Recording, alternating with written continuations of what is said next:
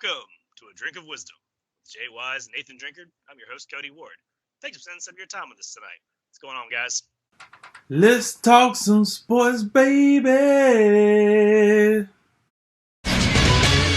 This is A Drink of Wisdom.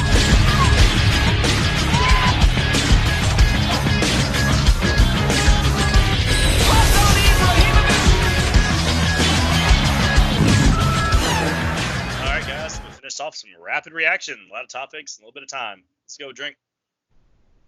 Let's roll. Saints coach Sean Payton tested positive for the coronavirus, making him the first member of the NFL community to test positive. Your reaction? It's unfortunate that he did test positive, but this is one of the things we talked about earlier. The more people get tested, the more cases that we're going to see. It just kind of is what it is. But I like what he had to say. He said he wanted to come forward and let people know that he had it and just try to bring more awareness to people in the country and just try to take the social distancing policies more seriously so we can kind of, flatten that curve, as they say. So all in all, I do look at it as a positive. The NBA has directed all teams to close their practice and training facilities starting today. In regards to the league's suspension of play, is this encouraging or discouraging? I'm gonna go with discouraging. Listen, a lot of these young players, when you tell these young guys, hey, I know you got a lot of money, but we need you to stay in your city that you play in. Don't go anywhere. Sit in your house. Okay, cool. So then they say, well, I'm just gonna go to the gym. I'm gonna better my game, get shots up, work on moves, do whatever just to take my mind off the fact that we can't really play. Then you say, oh, about that too.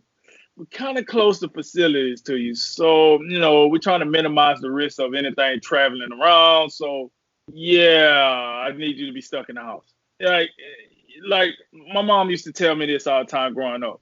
An idle mind is a devil workshop, meaning if I'm sitting here not doing anything, it usually up the rate of me going to do something stupid because I'm bored out of my mind. Whereas when I got bored, I was at least able to go put up some shots and go and make my time useful. So I'm going to say discouraging on this one. Yesterday, the Boston Red Sox announced ace lefty Chris Sale will undergo Tommy John surgery. Big loss, right? Yep, to say the least. Whenever the season starts, it's going to be a tough one in Boston. No David Price, no Mookie Betts, no Chris Sale. Good luck. Mega payday for Andres Pete as the offensive lineman has re-upped with the Saints for 5 years, $57.5 million. Is he worth that? Yeah, I'm going to tell you right now, man, here's the deal. If you got you a good offensive lineman and he getting the job done, you got to pay a premium. Look, you got to protect your quarterback. You got to understand who you got back there. You got Drew Brees. You don't got some young spiffy. If you had maybe Teddy Bridgewater, maybe you take a gamble and you put a Rudy Poot to replace him. But no, you need to keep the goods. If you got the goods, you keep them, and you got to pay these big fellas. So, yeah, I like it, and I think he's worth it. Georgia freshman guard Anthony Edwards have declared for the NBA draft. Your thoughts? I didn't watch a single minute of Georgia basketball last year, so my thoughts are pretty limited. You went to a school that went 16-16 and only finished better than Vanderbilt in the SEC, so I guess he's good. I guess we'll find out eventually. On Monday, in an interview with Ariel Helwani, UFC president Dana White said the Khabib versus Ferguson fight will happen no matter what is going on. You believe him? Absolutely. This fight has a lot riding on it. You ain't had a fight this big since Khabib and Conor McGregor. And you best believe when that fight roll around, if the coronavirus still here for that, he going to make that one happen too. I mean, hey, we might have to fight it on the moon or something, but we're going to make this happen. So, yeah, I definitely believe him. It's going to go down, baby. Colorado's Rockies manager Bud Black is open to playing doubleheaders on a regular basis once the regular season gets underway. You agree with this idea? It makes sense in theory, but doubleheaders traditionally are reserved for those times where you have rainouts. You have a rainout on Sunday, you come back Monday and play 2 games. So when you consider you're still going to have those rainouts at some point, and doubleheaders can stress your pitching staff really quick. So I'm not sure that this will happen, and what probably should end up happening is the season's just going to have to be shortened depending on whenever it does get underway. All-American teams were announced in college basketball today. First team includes Dayton's Obi Toppin, Iowa's Luke Garza, Marquette's Marcus Howard, Seton Hall's Miles Powell, and Oregon's Peyton Pritchard. You agree with these selections? Yeah, at this point, yeah. I mean, what are we gonna do? Go change them? Season over. Hey, yeah, it is what it is. These guys did enough.